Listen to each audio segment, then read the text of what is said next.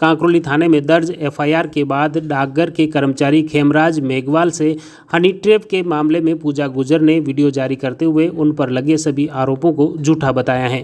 कांकरोली थाने में खेमराज द्वारा दर्ज रिपोर्ट में बताया कि उसे एक महिला कोमल ने 14 नवंबर को राज्यवास रोड पर बुलाया, जहां एक अन्य महिला भी थी।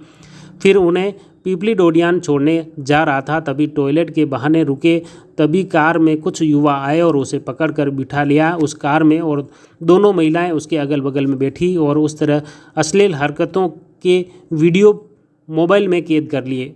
चाकू से उसे डराया जिससे वह काफ़ी घबरा गया था। उन महिलाओं द्वारा मोबाइल पर पूजा गुर्जर से बात करवाई और दूसरे दिन 15 नवंबर को कोर्ट परिसर में पूजा गुर्जर द्वारा 1,11,000 रुपये लेना बताया है। हालांकि घटना के वक्त पूजा गुर्जर मौके पर नहीं थी। मामले में गिरफ्तारी कोमल की हो चुकी है और पुलिस अनुसंधान जारी है। फिलहाल इस पूरे मामले को लेकर पूजा गुर्जर ने वीडियो जारी कर अपनी बात रखी है। देखिए पूजा गुर्जर की बात उन्हीं की जुबानी। मैं पूजा गुर्जर राजसमंद से बोल रही हूँ।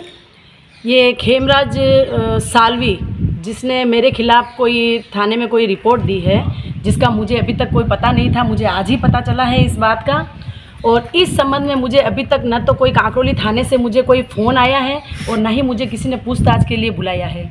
और मैं मीडिया वालों से हाथ जोड़कर ये रिक्वेस्ट करना चाह रही हूँ कि जिस तरीके से इन्होंने ये जो गलत सलत खबर पेपर में छापी है, और मुझसे इनको जो भी है इसकी सही जानकारी मीडिया में देनी पड़ेगी, क्योंकि किसी भी महिला के लिए अगर आप उसके लिए गलत जानकारी देते हो तो ये बहुत ही गलत बात। दूसरी बात मैं ये कहना चाहूँगी कि 1.5 महीने पहले मेरे पास में एक सीमा नाम की महिला आई थी कोर्ट परिसर में।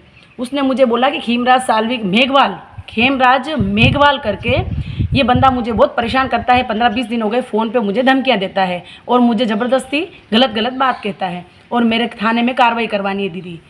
तो मैं 15 साल से सोशल वर्कर हूँ। मेरे पास से राजसमंद ही नहीं, आसपास के एरिया से, राजस्थान में भीलवाड़ा, जयपुर, कहीं से भी बहुत सी ऐसी महिलाएं आती है जिनको जानकारी नहीं है कानूनन, या वो थाने में जाने से डरती है या वो कोर्ट में जाने से डरती है, उन्हें कोई रास्ता नहीं मिलता। ऐसी महिलाएं मेरे पास आती हैं और उनकी मैं काफ़ी मदद करती हूँ, उनको कानून की जानकारी देती हूँ, उनको कोई जैसे निःशुल्क अधिवक्ता मिलते हैं तो वो उपलब्ध कराती हूँ, उनके साथ में थाने में भी जाती हूँ और ऐसे उनके पक्ष में मैं कार्रवाई करवाती हूँ जैसा भी होता है मेरे। इसी तरीके से सीमा नाम की महिला 1.5 महीने पहले मेरे पास कोर्ट परिसर में आई थी और बोला मैडम मुझे इस तरीके से रिपोर्ट दर्ज करवानी है। तो उस दिन कोर्ट में छुट्टी थी, तो मैंने बोला आज तो कोई अधिवक्ता है नहीं, तो आपकी रिपोर्ट तो आज दर्ज टाइप करने वाला कोई है नहीं, तो टाइप होगी नहीं। तो मैं उस महिला से बात कर रही थी, तभी थोड़ी देर बाद उसके पीछे खेमराज मेघवाल करके वहाँ आया। तो मैंने कहा, उसने बोला मैडम नमस्ते। मैंने कहा आप कौन? तब महिला ने बोला यही व्यक्ति है जो मुझे बार बार परेशान करता है। तब वो खेमराज मेरे हाथ जोड़ने लग गया कि मैडम मेरे से गलती हो गई है और आज के बाद मैं परेशान नहीं करूँगा इसको, और प्लीज़ आप कैसे भी करके इस महिला को समझाओ और मेरे खिलाफ़ मुकदमा दर्ज मत करवाना, इस महिला को समझाया जाए ये बात।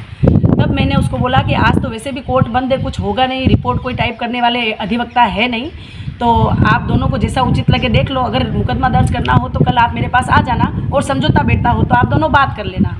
इतनी बात करके मैं कोर्ट परिसर से अपने घर आ गई और वो दोनों वहाँ से मेरे सामने बात कर रहे थे। उसके बाद क्या हुआ इस बारे में मुझे कुछ भी नहीं पता था। मुझे कुछ पता नहीं है हनी ट्रैप में क्या हुआ नहीं हुआ, क्योंकि मुझे किसी पुलिस वाले का अभी तक इस मामले में जानकारी के बारे में कोई फ़ोन नहीं आया।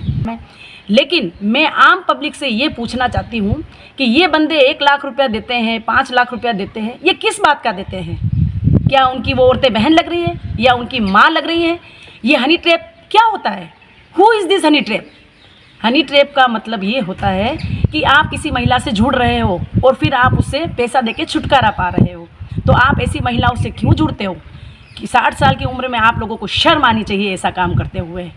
और मैंने माना हद तक कहीं वो महिलाएं गलत होगी, लेकिन जब उसके साथ में अति होती है तो वो एडवोकेट के पास आते हैं, सामाजिक संगठनों के पास जाते हैं और सबके पास समझौता करवाने के लिए जाते हैं कि मेरे को इस गंदगी से निकालो। और अगर उस गंदगी से निकालने में कोई महिला मदद करती है, मुझे जेल नहीं हुई, मैं कोई फरार नहीं हुई, मुझे कुछ एक बार भी थाने से संबंधित थाने से मुझे फ़ोन नहीं आया इस विषय में।